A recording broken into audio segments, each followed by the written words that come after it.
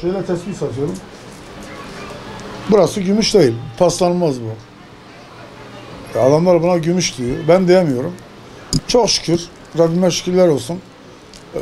Çalıştık, başardık. Allah bin bereket versin. Allah'ım diğer insanları da başarılı etmeyi nasip etsin. Bizim şu anda Türkiye'de en iyi tespih bizim Şanlıurfa'dan çıkan abi. Bunların hepsi usta işi, imzalı. Şöyle. Kaliteli. Bak mesela bunlar Adana işi. Şunlar Adana işi. Ama bizim Urfa işi kaliteli bak.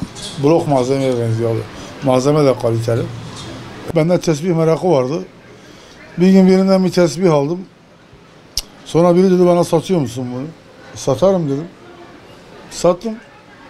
Aldı tesbihi. Baktım iyi bir kar da kaldı. Sonra geldim Gümrükhan'dan yine aldım. Yine baktım satmaya başladım. Baktım içinde yani geçtikçe iyi gidiyor. Sonra bir ara verdim. Sonra bir daha gittim aldım. Baktım iş dönüyor. Bir tesbihten bu işe başladık.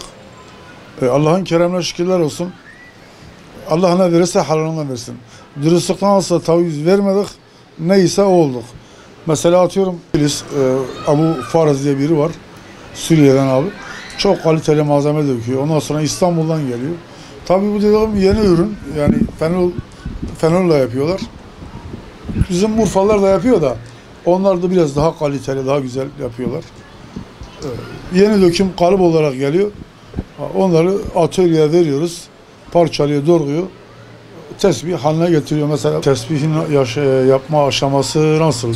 Şimdi kesimci var, delimci var, habbeci var, parlatmacı var, imamacı var, takımı çeken var.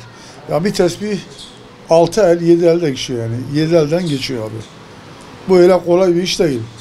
El sanatları işte dedikleri bu. Ortalama bir atölye 5 kişi ortalama günlük 40 tane minimum 50 tane tesbih çıkarıyor. 5 kişi abi az değiller.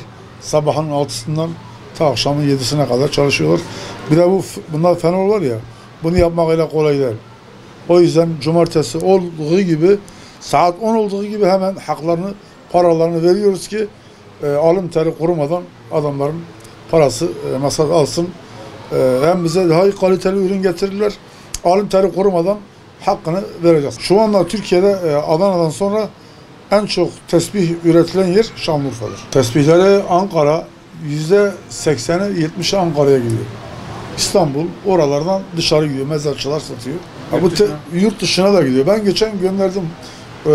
İngiltere'ye gönderdim, Fransa'ya gönderdim, Almanya'ya gönderdim. Yani gidiyor tesbih. Dünyanın her tarafına gidiyor. En pahalı tesbih Osmanlı'dır. Osmanlı'da gramı altından pahalı. Altından yarışıyor zaten. Şu anda Osmanlı'nın gramı iyisi 1200 lira, 1300 lira abi. Çünkü Osmanlı her zaman kıymetli. Adam satmak istemiyor. En çok satılan zar da satılıyor. Sıkma da satılıyor. Ateşi de satılıyor. Yani hepsi de satılıyor yani şu anda. Yani renkler ve zevkler tartışılmıyor. Dıştan kahverengi, böyle baktım mı siyah. Sata doymadım. Çok da güzel bir tesbih. Çok şükür yani ekmeği de bırakıyor. Bunun özelliği bu da fırınlanmış. Çubuk malzemeden yapılma. Bu da Adana işi.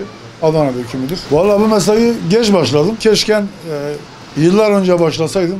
Belki daha farklı yerlerde olurdum. Hakkında hayırlısı buymuş demek ki. Herhangi bir şikayetimiz de yoktur. Bin bereket olsun abi. İşlerde yani iyi. Kim diyor ki yani tesbih her zaman satılan bir şeydir abi. Adam çalışmıyor. Ne yapıyor? Sıkılıyor bir tesbih alayım kendine. Koleksiyoncu adam alıyor 100 tane, 200 tane. İleride zamanla torunlarına hediye olarak bırakıyor. Dededen kalma tesbih oluyor. Mesela bu Osmanlı nereden geldi? Dededen kalma, babadan kalma. Urfa yöresi tesbihe çok meraklı.